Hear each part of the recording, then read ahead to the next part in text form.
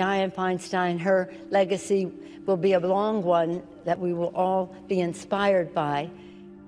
I ask that the Senate observe a moment of silence in honor of Senator Dianne Feinstein. On the Senate floor Friday, a vase of white roses honoring the late senator. She was smart.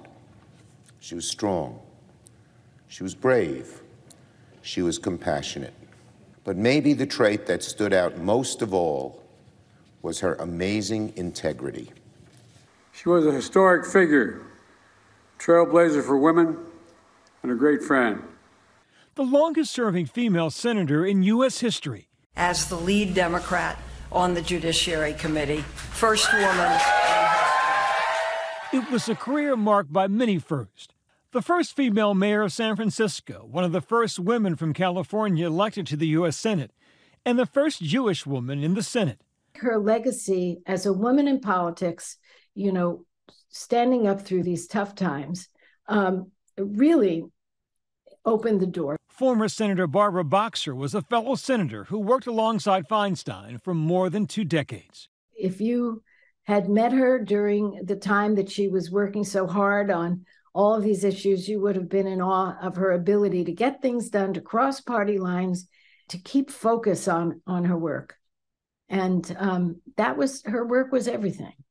She got her political start in 1960 after being appointed to the California Women's Parole Board, and her career took off from there. Feinstein ran for San Francisco mayor twice in the 1970s and had decided not to run again when the unthinkable happened. It's been 7 hours now since that .38 caliber pistol went off 9 times and took the lives of the 2 leaders. Both Mayor Moscone and Supervisor Harvey Milk have been shot and killed. After Mayor George Moscone was assassinated, Feinstein stepped in to fill his seat. In 1979, she won her first full term to the position she'd hold for a decade. Then she made history again in 1992. During what was called the Year of the Woman, she and Barbara Boxer became the first 2 women from California elected to the U.S. Senate. I feel a little bit like I just got married. It was a very special ceremony to be in the chambers, to be in this room with the history. No state had ever elected 2 women, and she was very popular and I was little known. And yet she took my hand literally and figuratively. And we did it together, and we had fun doing it. Her time in Congress decorated with landmark legislation.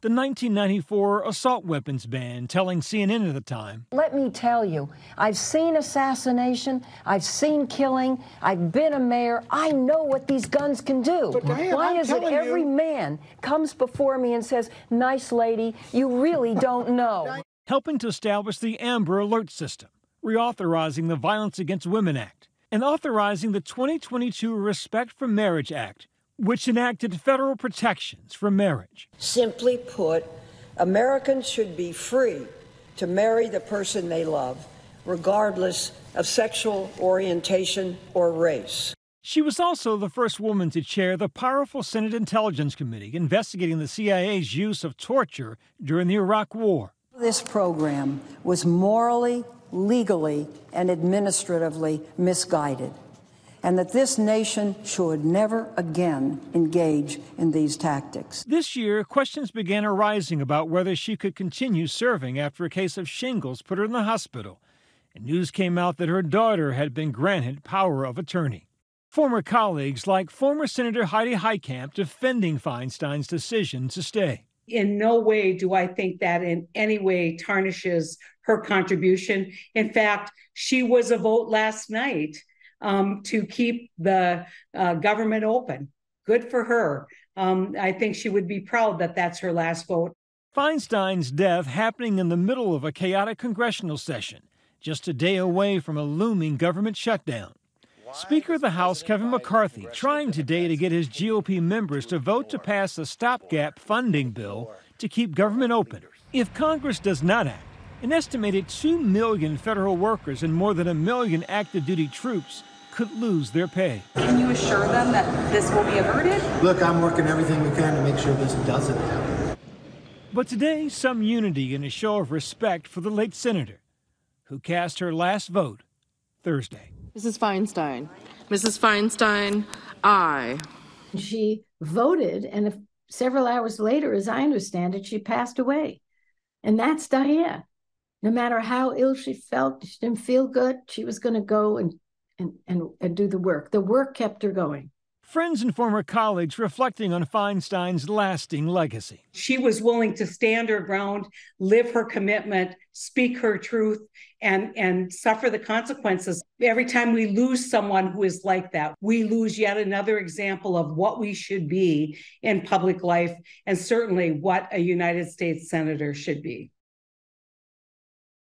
A dedicated American servant to the end. Dianne Feinstein is survived by her daughter, Catherine.